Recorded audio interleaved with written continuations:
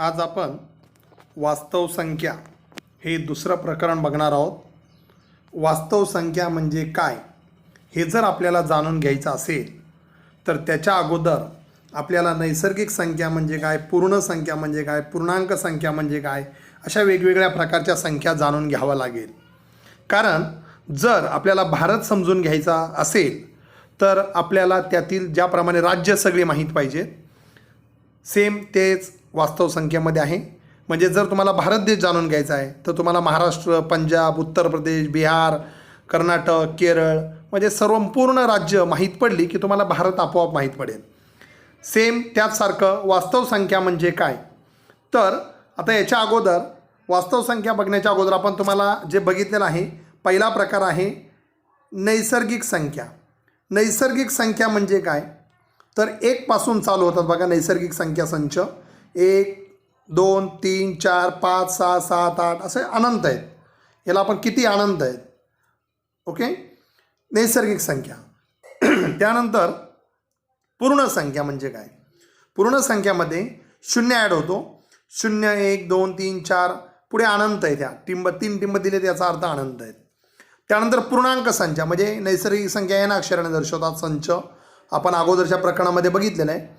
पूर्ण संख्या संच W अक्षराने दर्शवतात. पूर्णांक संख्या म्हणजे I, त्यामध्ये सर्व ऋण संख्या -3 -2 -1 0 1 2 3 अनंत आहे. इकडे पण अनंत आहे. त्यानंतर पूर्णांक संख्या तुम्हाला माहीत झालं आहे. आता सर्वात महत्त्वाचं म्हणजे परिमेय संख्या म्हणजे काय हे बघणार आहोत. परिमेय संख्या म्हणजे ज्या संख्या अंश आणि छेदाच्या स्वरूपात असतात. बघा P/Q या स्वरूपामध्ये ज्या संख्या असतात त्यांना आपण परिमेय संख्या असं म्हणतो. म्हणजे P/Q स्वरूपात ज्या संख्या असतात. त्यानंतर म्हणजे अंश आणि छेदाच्या स्वरूपात लिहिता येतात. म्हणजे 3/2 3/2 ह्याला आपण दशांश रूपात पण लिहितो. म्हणजे 1.5 पण लिहिणार. म्हणजे ज्या पॉईंटमधल्या संख्या आहेत त्या संख्या ज्या असतात अंश आणि छेदाच्या स्वरूपातल्या. म्हणजे आता तुम्ही म्हणणार की अंश आणि छेदामधल्या मग 3 ही आहे का तर आहे. त्याच्या छेदाला कोण नाही म्हणजे 1 असतो. 5 आहे का आहे. त्याच्या छेदाला कोण नाही म्हणजे 1 असतो. म्हणजेच एक लक्षात घ्या, पूर्णांक संख्येमध्ये सर्व नैसर्गिक संख्यांचा समावेश झालेला आहे. पूर्णांकामध्ये संपूर्ण पूर्ण संख्या पण आलेल्या आहेत. तसं परिमेय संख्येमध्ये नैसर्गिक, पूर्ण, पूर्णांक ह्या सर्वांचा समावेश परिमेय संख्येमध्ये होतो. आणि शिवाय त्याच्यामध्ये ज्या पॉईंटवाल्या संख्या आहेत 1.5 3.2 अशा संख्यासुद्धा परिमेय संख्येमध्ये येतात. म्हणजेच P/Q स्वरूपात अंश आणि छेदाच्या स्वरूपात. मात्र छेदाची किंमत 0 नको आहे. कारण 5/0 घेतलं त्याचे उत्तर निघत नाही. त्या परिमेय संख्या नसतात. म्हणून छेद 0 नको आहे. आता त्यानंतर तुम्हाला परिमेय संख्या म्हणजे काय माहीत झालं.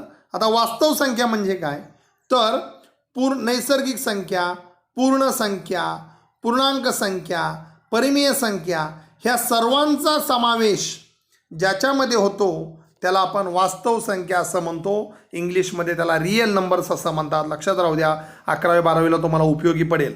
ह्या सर्वांचा समावेश ज्याच्यामध्ये होतो त्या संख्या आपल्या वास्तव संख्या आहेत. आता जरी आपल्या प्रकरणाचं नाव वास्तव संख्या असेल तरीसुद्धा आपल्याला आता अगोदर परिमेय संख्या म्हणजे काय ते बघायचं आहे. आणि आपण आता पुढचं प्रकरण स्टार्ट करणार आहोत. ही आपली एक उजळणी म्हणून होती. म्हणजे बघा इथे n हा W पूर्ण संख्यांचा उपसंच आहे. पूर्ण संख्या परिमेय संख्यांचा उपसंच आहे. पूर्णांक संख्या परिमेयचा उपसंच आहे. परिमेय संख्या Q ने दर्शवतात.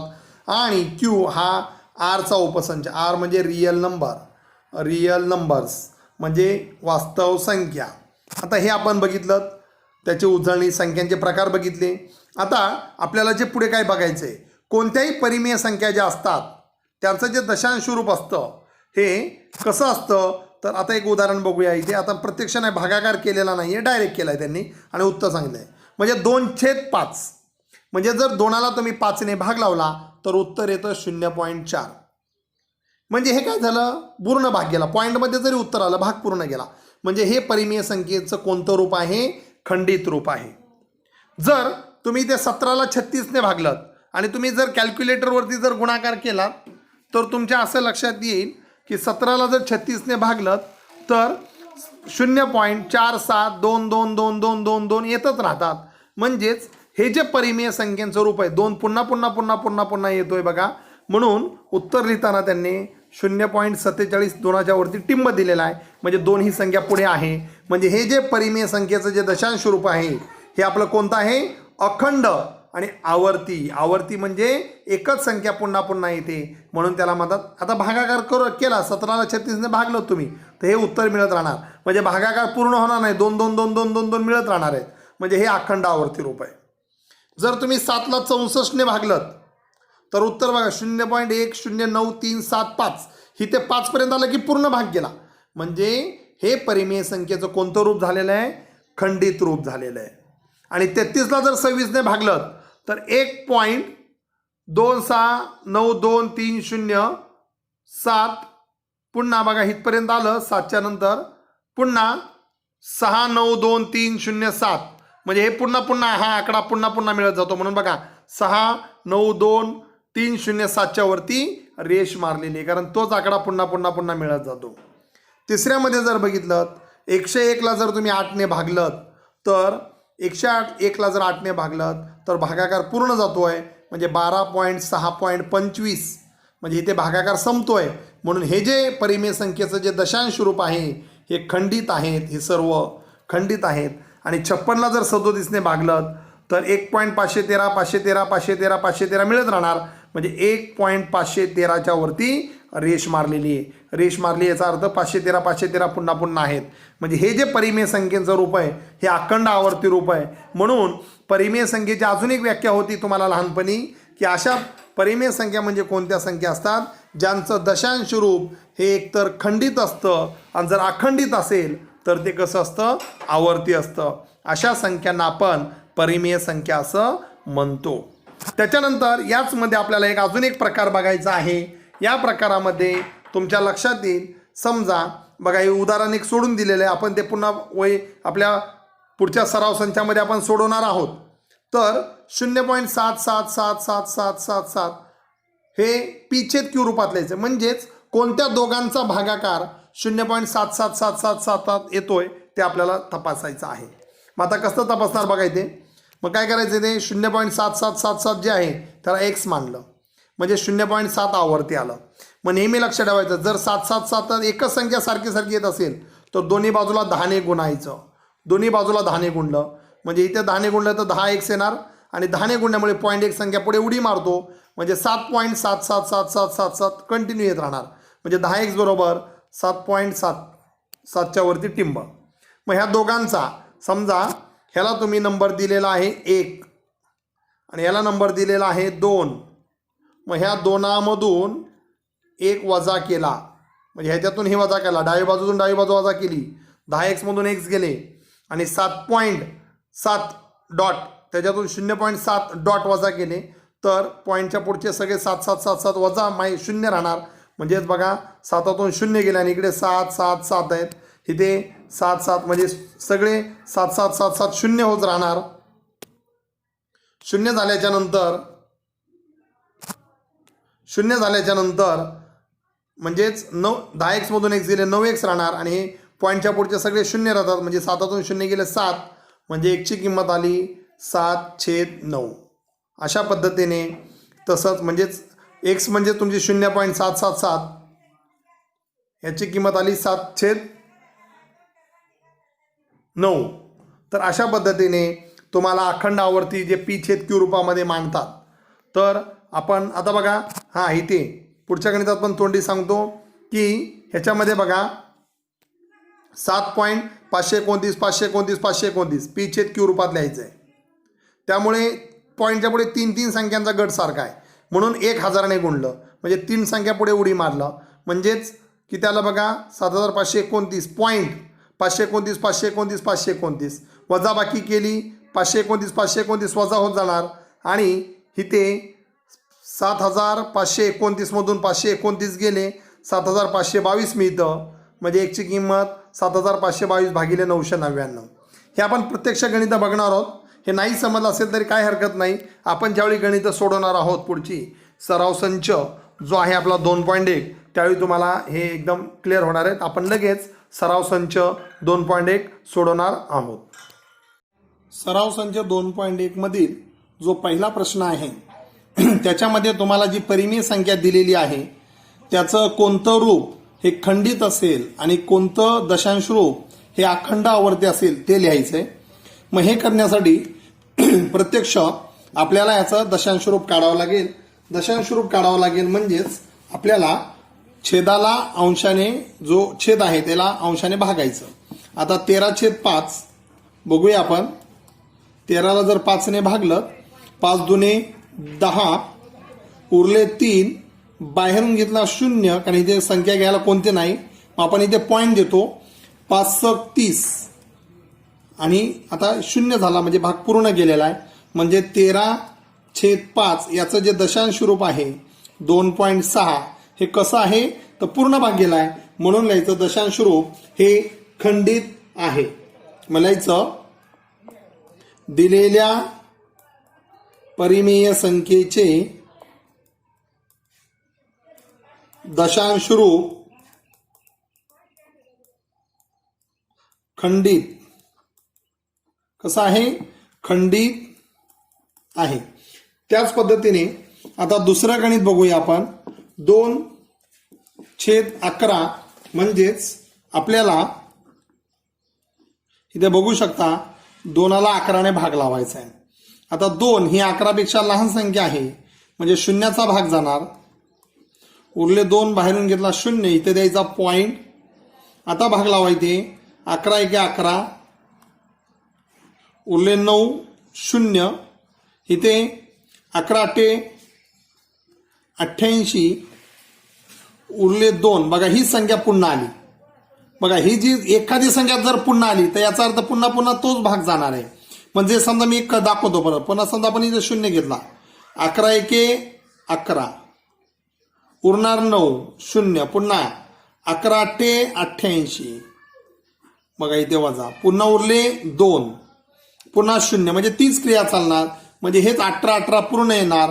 म्हणजेच ह्या परिमेय संख्येचं दशांश रूप कसं आहे, दशांश रूप हे अखंड आवर्ती आहे. कसं आहे, अखंड आवर्ती आहे. तर तुम्हाला असं कोणती परिमेय संख्या दिली त्याचं दशांश रूप हे खंडित आहे की अखंड आवर्ती आहे हे करत ओळखता येईल. आता 29/16. मग तुम्ही ना सर भागाकार क्रिया कधीपर्यंत करायची, तर जोपर्यंत एक तर बाकी 0 आले पाहिजे, नाहीतर तीच संख्या पुन्हा पुन्हा मिळाली पाहिजे. आता इथे बघा 16ने 29ला भागायचंय. 16 दुने 32 म्हणजे 2चा लागणार नाही. 16×1 = 16. आता इथे जर बघितलं 3 आणि 1 पुन्हा घेतला 0. तुमचे पाडेपाठ पाहिजेत. इथे 16×5 = 80, 16×6 = 96, 16×7 = 112, 16×8 = 128, 16×8 येणार. 16×5 = 16×96, 16×7 = 112 आणि 16×8 = 128, उरले 2. मग आता आणि इथे 0 बाहेरून घेतलाय, मग इथे पॉइंट येणार. बघा हे राहिलं आपलं. त्या पुन्हा 0 घेतला.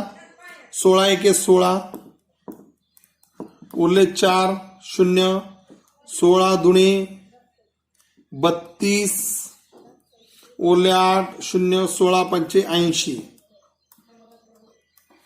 आणि इथे भाग पूर्ण गेलेला आहे. म्हणजे ह्याचं जे दशांश रूप आहे ते जर तुम्ही काढलं लिहिलं म्हणजे बघा इथे वाटलं असं लिहून दाखवायचं. 29/16चं दशांश रूप 1.8125 म्हणजे पूर्ण गेलं, म्हणून लिहायचं दशांश रूप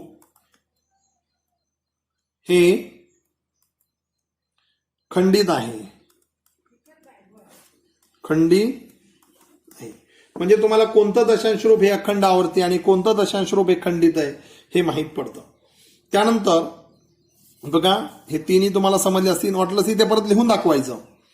आता ह्याचं 2.6 2/11चं दशांश रूप 0.18 आवर्ती आहे. म्हणजे ह्याच्या 18च्या वरती रेत द्यायची म्हणजे हे दशांश रूप अखंड आवर्ती आहे.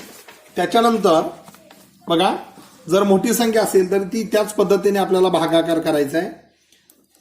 17/125 म्हणजेच 17ला 125ने भाग लावायचा.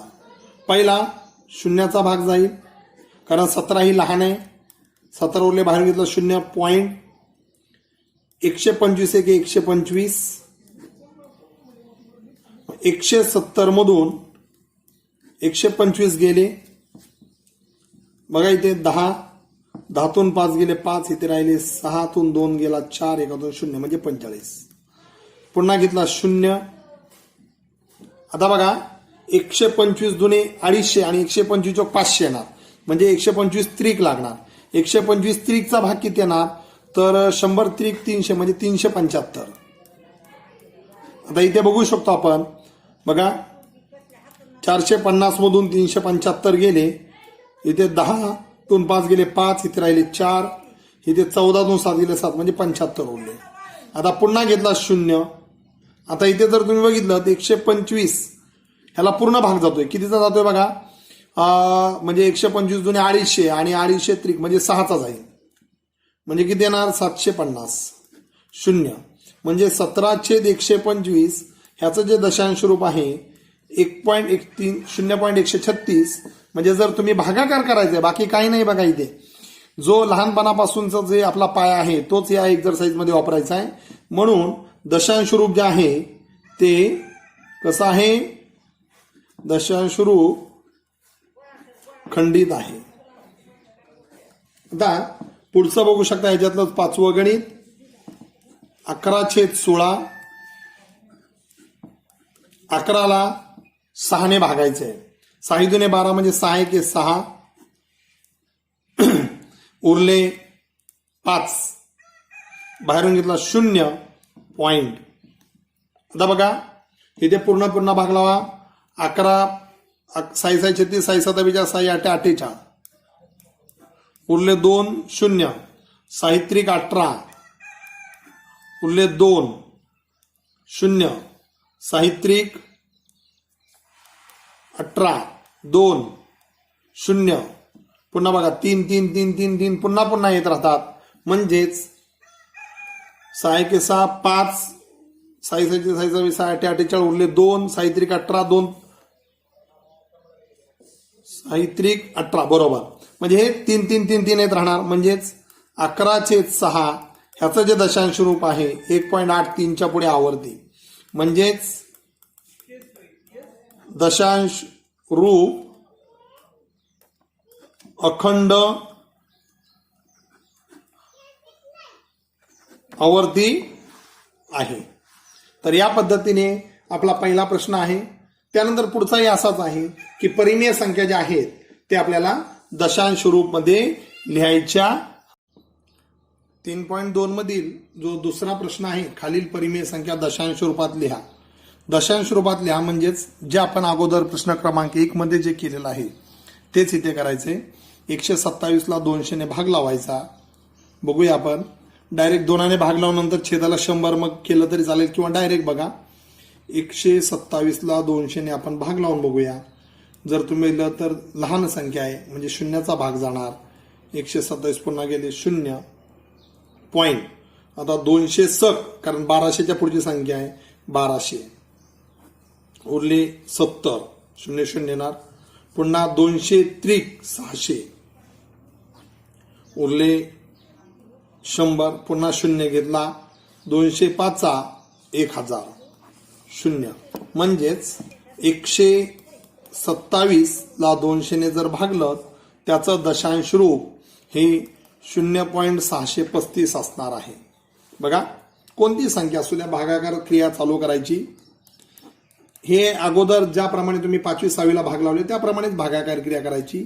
25/99 म्हणजे ही परिमेय संख्या आहे, ही अंश आणि छेदाच्या स्वरूपात आहे, त्याला आपण दशांश स्वरूपात मांडणार आहोत. 25ला 99ने भागायचं. 25ला 99ने जर भागलं, बघा आता 100चा पाडापाठ आहे म्हणजे 99चाही पाडापाठ होईल, लहान संख्या आहे. शून्याचा भाग 25, मग पॉइंट आणि 0 घेतला. आता 100 त्रिक 300 म्हणजे 99 दुने किती, तर 198. 2 कमी करायचे. आता बघा 10तून 8 गेले 2, इथे राहिला 1 कमी झाला म्हणजे 4 राहिले. वजाबाकी तुम्हाला माहिती, इथून 1 गेला. 14तून 9 गेले 5, पुन्हा घेतला 0. आता 500च्या आसपास ही संख्या आहे, म्हणून 99 पाचा 495. पुढे बघा, 10 तून 5 गेला 5, इथे राहिला 1, इथे राहिला 11, 11 तून 9 गेला 2. पुढे पुन्हा ही संख्या लहान बाहेरून घेतला 0. आता ही पुन्हा जर तुम्ही पुन्हा 250 आलेत बघा, 25 आलेत, म्हणजे पुन्हा 25चा भाग जाईल. म्हणजे 99 दुने जर भाग लावलात तर 198.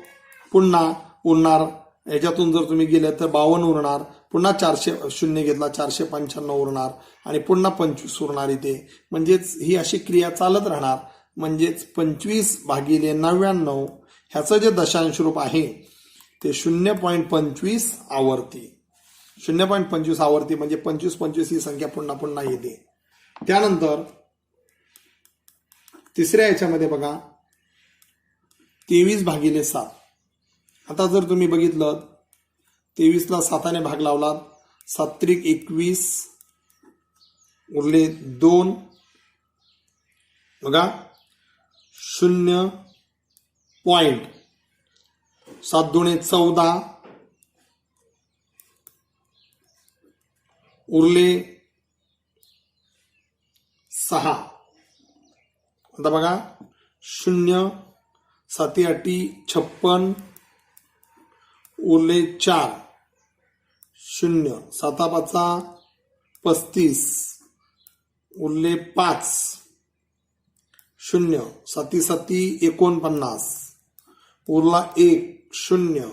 7 1 7, उरले 3. 0. 7 चौक 28, उरला 2. 0. 7 दुणे 14. बघा पुन्हा हे 2 उरले. इथे जर बघितलं तर 7 दुणे 14, पुन्हा किती उरणार 6, पुन्हा 0. म्हणजे अशीच क्रिया ही पुढे पुढे पुढे पुढे पुढे चालत राहणार. म्हणजेच ह्याचं जे दशांश रूप आहे 23/7 हे किती येणार, ही 2 संख्या पुन्हा मिळाली बघा. म्हणजे 2 8 5 7 1 4. म्हणजे ह्याचं जे दशांश रूप आहे ते 2 8 5 7 1 4 आणि 3 पॉईंट. 3 पॉईंट म्हणजे ह्याच्या पुढे रेष येणार. म्हणजेच 3 पॉईंट 2 8 5 7 1 4 त्याच्यावरती रेष येणार. म्हणजे ही संख्या आवर्ती येणार त्या स्वरूपामध्ये. तर पुढे बघा 4था प्रश्न सुद्धा असाच आहे. 4थ्या प्रश्नामध्ये जर तुम्ही बघितलं तर 4/5, 4ला 5ने भाग लावला 0, 4 बाहेरून घेतला 0. 5 8 40, 0. 4/5 0.8 दशांश रूप. पुढे 5वं गणित 17/8, 17ला 8ने भाग लावला तर बघू शकतो आपण इथे 8 1 8, 8 2 16, उरला 1 बाहेरून घेतला 0. 8 1 8, उरले 2, पुन्हा घेतला 0. 8 2 16, 4 0 8 5 40. म्हणजे याचं जे दशांश रूप आहे 17/8चं 2.125 हे पूर्णपणे खंडित आहे. तर अशा पद्धतीने हा दुसरा प्रश्न जो आहे तो आपल्याला दशांश रूपमध्ये लिहायचा तो झाला. आता आपण लगेच पुढचा तिसरा प्रश्न बघणार आहोत, P/Q स्वरूपात लिहायचा. तिसरा जो प्रश्न आहे तो अतिशय महत्वाचा आहे. तुम्हाला एखादी परिमेय संख्या दशांश रूपात दिलेली आहे, त्याला अंश आणि छेदाच्या स्वरूपात लिहायचं P/Q. 0.6च्या वरती टिंब दिलाय, म्हणजेच ही संख्या तुमची 0.666666 ही अशी आहे. बघा मी फक्त एक तुम्हाला एक्सप्लेन केलंय. मग आता ह्या संख्येचं कसं रूप करायचं, मग ह्या संख्येला आपण x मानायचं. समजा x बरोबर 0.6 आवर्ती म्हणजेच 0.6666. आता पॉईंटच्या पुढे एक आयडिया लक्षात ठेवा, पॉईंटच्या पुढे एकच संख्या सारखी असेल तर दोन्ही बाजूला 10ने गुणायचं. मग 10ने गुणूया, ह्याला नंबर 1 द्यायचा. 10ने जर गुणलं तर 10x बरोबर पॉईंट एक संख्या पुढे उडी मारतो 10ने गुणल्यावर, म्हणजे 6.666 येत राहणार, याला नंबर द्यायचा 2. म्हणजेच आता बघा ह्या दोघांची वजाबाकी करायची. मग 2 मधून 1 वजा करायचं, म्हणजे 10x मधून जर x वजा केला तर 6.666 मधून 0.6666 वजा केले, म्हणजे ह्याच्यात जर वजाबाकी केली तर 9x येते. आणि ह्या पॉईंटच्या पुढे 666 आहेत, इथे पण पॉईंटच्या पुढे 6 आहेत, म्हणजे ह्या सगळ्यांची वजाबाकी 0 0 0 येत राहणार. आणि ह्या 6 मधून हे जर 0 गेला तर 6 येतं. म्हणजेच बघा पॉईंटच्या पुढच्या संख्या सगळ्या 0 0 मिळत राहणार. आणि मग x ची किंमत 6/9. म्हणजेच हा x म्हणजेच कोण आहे तुमचा, तर 0.6 आवर्ती याचं दशांश रूप आलं 6/9. हे असंच लिहिलं तरी चालेल, किंवा ह्याला 2 पुन्हा 3 भाग जातो बघा. 3 दुणे 6 आणि 3 त्रिक 9, म्हणजे 2/3 लिहिलं तरी चालेल, 6/9 लिहिलं तरी चालेल. दोन्ही उत्तरं तुमची बरोबर आहेत.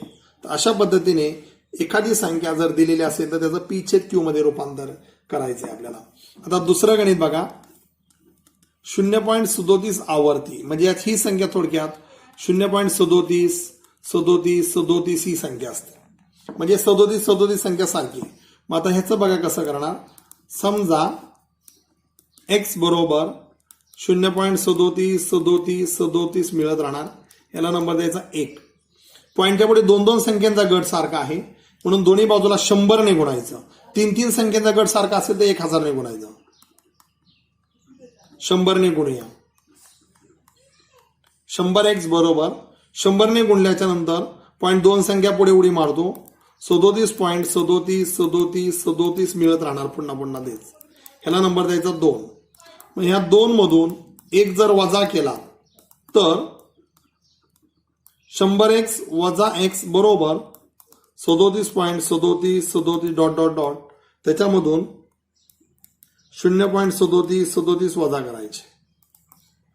100x मधून x गेला 99x बरोबर पॉईंटच्या पुढे 37 37 37 राहणार, म्हणजे इथून गेलेत हे, ह्या 37 मधून 0 गेला म्हणजे 37 येणार. आणि पॉईंटच्या पुढे सगळे 0 0 मिळत राहणार तुम्हाला. ह्यांची वजाबाकी फक्त करायची पॉईंटच्या अगोदरच्या संख्येची. म्हणजेच 99x बरोबर 37, म्हणजे x ची किंमत आली 37/99. x म्हणजेच तुमची संख्या कोणती आहे तर 0.37 आवर्ती, याचं उत्तर आलं 37/99. म्हणजे हे संख्या तुमची p/q स्वरूपामध्ये आलेली आहे. तर अशा पद्धतीने हे गणित सोडवतात. अतिशय सोपं आहे गणित हे, आणि परीक्षेला विचारलं जातं. त्यानंतर याच्यामध्ये बघूया तिसरं गणित. बघा तिसऱ्या गणितामध्ये 3.17 आवर्ती. मग ही संख्या म्हणजे थोडक्यात 3.17 17 17 17 येत राहणार पुढे पुढे. मग आपण इथे समजा x बरोबर, त्याला x म्हणायचं, 3.17 17 17 17 मिळत राहणार, ह्याला नंबर द्यायचा 1. आता पॉईंटच्या पुढे 2 संख्येचा गट सारखा आहे, म्हणून 100 ने गुणायचं. 100 ने जर गुणलं तर 100x बरोबर पॉईंट 2 संख्येने पुढे उडी मारणार, म्हणजे 317.17 17 17 17 येत राहणार, ह्याला नंबर द्यायचा 2. आता ह्या 2 मधून समीकरण 1 वजा करायचं. मग वजाबाकी केली तर 100x मधून x गेले, 317.17 17 मधून डॉट डॉट डॉट वजा 3.17 17 17 17 येत राहणार. आता यांची वजाबाकी बघा, जर काळजीपूर्वक बघितली, 100x मधून x गेला म्हणजे 99x राहणार, आणि इकडे पॉईंटच्या पुढे 17 17 17 आहेत, पॉईंटच्या पुढे 17 17 0 येणार, आणि इथे मात्र 317 मधून 3 घालवायचे. 317 मधून 3 जर गेलेत तर 314 उरतं. म्हणजे x ची जी किंमत आहे ती 314/99. मग x म्हणजेच कोणती संख्या आहे तर 3.17 आवर्ती, याचं दशांश रूप आलं 314/99. तर अशा पद्धतीने हे तुम्हाला दशांश रूपात लिहिता आलं पाहिजे. पुढे चौथं गणित बघा, 15.89. 15.89 मध्ये आपण बघणार आहोत. 15.89 मध्ये बघा काय करणार, 89 आवर्ती आहे, म्हणजे ही संख्या 15.89 अशीच आहे, पुढे पुढे येत राहते. मग आपण ह्याला लिहायचं समजा x बरोबर 15.89 येत राहणार, याला नंबर द्यायचा 1. पॉईंटच्या पुढे दोन दोन संख्येचा गट सारखा आहे म्हणून दोन्ही बाजूला 100 ने गुणायचं. 100 ने जर गुणलं तर 100x बरोबर पॉईंट दोन संख्या उडी मारणार 1589.89 येत राहणार. ह्याला नंबर द्यायचा 2. ह्या 2 मधून 1 वजा करायचे. 2 मधून 1 वजा केले की 100x मधून x गेले 1589.89 वजा 15.89 हे करणार. 100x मधून x गेला 99x बरोबर 15.89 मधून म्हणजेच 1589 मधून जर 15 गेले तर 4 इथे राहिले 7 5 1 1574 मान परंतु x बरोबर 1574 भागिले 99 म्हणजेच x जी संख्या आहे x ही काय आहे 15.89 आवर्तीच्या पुढे 1574 भागिले 99 ही संख्या दशांश रूप आली त्याची. तर ही उत्तर जे आहे p छेद q स्वरूपात लिहिणं, कोणती पॉइंट मधली संख्या आपण या स्वरूपामध्ये लिहू शकतो.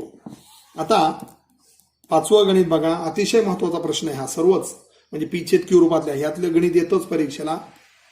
2.514 आवर्ती समजा म्हणजेच 2.514 ही संख्या पण आपण येणार. याचं बघा आपण समजा x बरोबर 2.514 येत राहणार. ह्याला नंबर द्यायचा 1. पॉईंटच्या पुढे 3 संख्येचा गट सारखा आहे म्हणून दोन्ही बाजूला 1000 ने गुणायचं. 1000 ने गुणल्याच्या नंतर 1000x बरोबर 2514 मिळत राहणार. याला नंबर द्यायचा 2. आणि आता बघूया आपण यांची वजाबाकी केलीत. 2 मधून 1 वजा केला तर 1000x मधून x गेले तर 2514.514 डॉट डॉट डॉट वजा 2.514 डॉट डॉट डॉट मिळत राहणार. मग यांची जर वजाबाकी केली तर 999x बरोबर पॉईंटच्या पुढे सगळ्या संख्या ज्या आहेत त्या 514 आहेत त्या 0 येणार आणि पॉईंटच्या पुढे 2514 मधून 2 गेले म्हणजे 2512 म्हणजे x बरोबर 2512 भागिले 999 म्हणजेच x म्हणजेच किंमत कोणती 2.514 आवर्ती बरोबर 2512 भागिले 999 हे त्याचं झालं दशांश रूप. म्हणजे अशा पद्धतीने आज आपण जे 3 प्रश्न बघितलेले आहेत सराव संच 2.1 ते आपला संपतोय. पहिला प्रश्न दुसरा प्रश्न जवळजवळ सारखा होता आणि तिसरा प्रश्न जो दुसऱ्याच्या नेमका उलट होता. दुसरा प्रश्न अंश आणि छेदामध्ये दिलं त्याचं रूपांतर आपण p छेद q मध्ये केलं आणि इथे मात्र p छेद q अंशामध्ये जे अखंड आवर्ती होतं त्याचं रूपांतर आपण p छेद q मध्ये केलेलं आहे.